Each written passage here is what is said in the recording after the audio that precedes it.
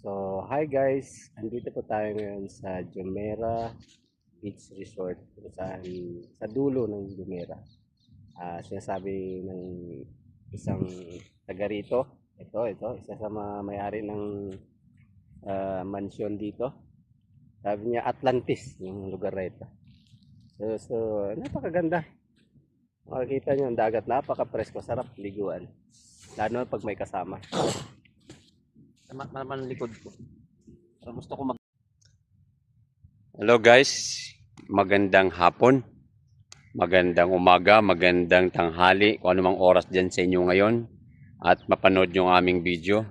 So nandito si Don Chris sa pinakamalawak na Atlantics.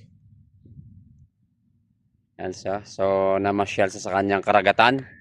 Sir, ano masasabi mo sir sa pinakamaganda mong mansyon? Bali, kung nandito kayo, wala kayo doon. Dito kayo. May enjoy nyo ang napakagandang view, napakagandang kalikasan dito sa Dubai, Jumeirah, Atlantics. Ito yung kung makikita nyo pagka pumunta kayo dun sa Google.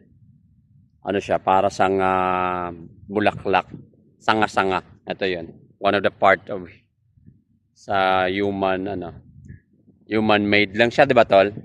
Human made siya na ginawang dagat. Yan. Malalim yan kasi yung tubig na naligo ako dito tapos pumunta ako doon. Ang lalim. Low tide ngayon. Yan. So, barin mo na yung mo, damit mo. Mag-brief ka lang ligo. Wala naman tao dito. Para yung medyo mga kasukasuan mo dyan, magiging okay.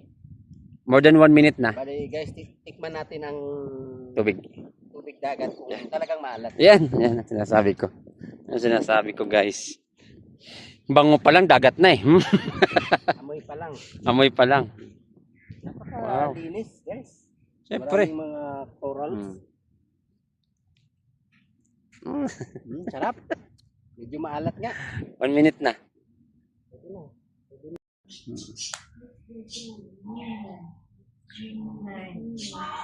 Bas mo kaya palagawa mo.